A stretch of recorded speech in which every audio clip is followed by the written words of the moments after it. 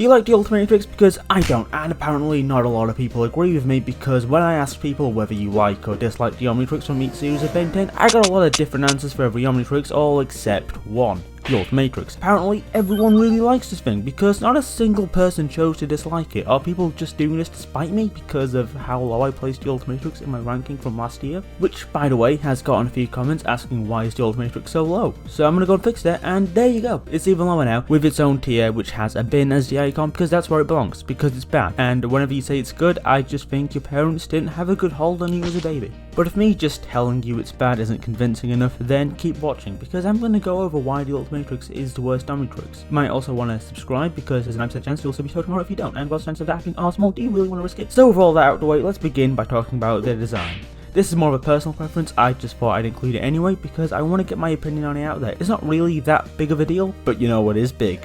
The Ultimatrix. You thought I was going to say no, that's small. So it's a good thing that Ben's secret identity got outed at the beginning of Ultimate Alien, because there's no way he was keeping that thing a secret. A 16-year-old wearing a big ugly gauntlet 24/7 is a bit odd. So yes, whilst also being big, it's not that nice to look at. My first time seeing the Ultimatrix was as a toy, and I had a lot of toys from the show, most of which were given away without my knowledge, but one toy I'd have gladly gone rid of would have been the Ultimatrix. Actually, that's a lie. I'd never willingly get rid of any of them, but it doesn't matter, because I never got an Ultimatrix since I didn't like the way it looked. But then, I saw it in the show, and I still didn't like it. It's just a green cylinder, isn't it? The Omniverse Ultimatrix was a huge upgrade. If only upgrade was an upgrade. Just don't put the Omnitrix on his face. Who does he think he is? Stinkfly? No, now take that thing off. He can't see. It's literally covering his eye. Probably. I don't know where his eye is. So anyway, like I said earlier, this whole design thing is just an opinion, and before you say this whole video is an opinion, let me just tell you something. Shut up, because no, it's not. The Ultimatrix is objectively bad. So let's move on to the actual reasons given to us in the show on why the Ultimatrix is the worst watch or gauntlet or Galvan tech Ben has worn. Remember the DNA repair function in the Omnitrix? It's okay if you don't, because Omniverse also forgot about it too, and so did Azimuth, because in the episode Simeon Says, Ben goes to planet Arachna to stop the xenocytes taking over and infecting every Arachna chimp, which would have been the easiest thing to do since Ben figured out how to repair DNA which would separate the xenocytes and the Arachna chimps, making the whole mission go perfectly well. However, it didn't, because the Ultimatrix doesn't have that feature, which begs the question,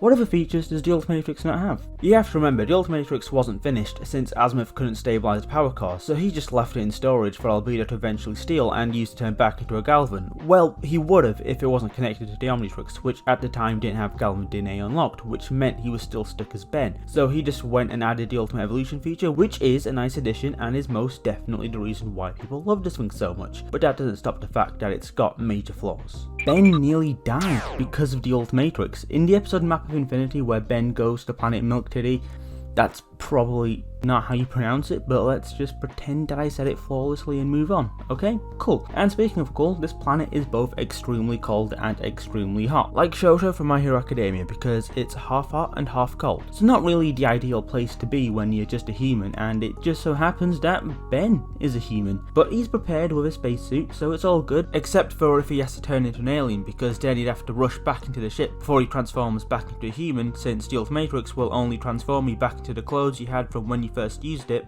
or something like that. I don't think it's ever properly explained, but it's another thing the Ultimatrix can't do compared to every other Omnitrix, and that's all we need to know. But anyway, Ben does turn into an alien and he doesn't make it back into the ship in time, so he's dead. Well, he's almost dead. But if almost dying isn't good enough for you, then let's talk about when he actually did die in the episode Enemy of My Frenemy. Charmcaster takes Ben's life force to resurrect her dad, so Ben's pretty much dead and the Ultimatrix does nothing about it. Some of you might be wondering, what should I be expecting it to do? Bring him back to life? Well, considering the Omnitrix could do it, yeah, I do. Well, I actually don't, because I expect nothing from the Ultimatrix, otherwise I'd just get disappointment in return. So the Ultimatrix not being able to do anything here is just another example of it being a downgrade. Okay, so I've been hating on the Ultimatrix this whole video, so I suppose I can go over one positive, and that's that it never created a clone of Gwen, which Ben would then fall in love with. Yes, this is an actual thing that happened because of the Unitrix, so I think I'm gonna have to update the tier list again. Alright, so I'm gonna put the Unitrix down here,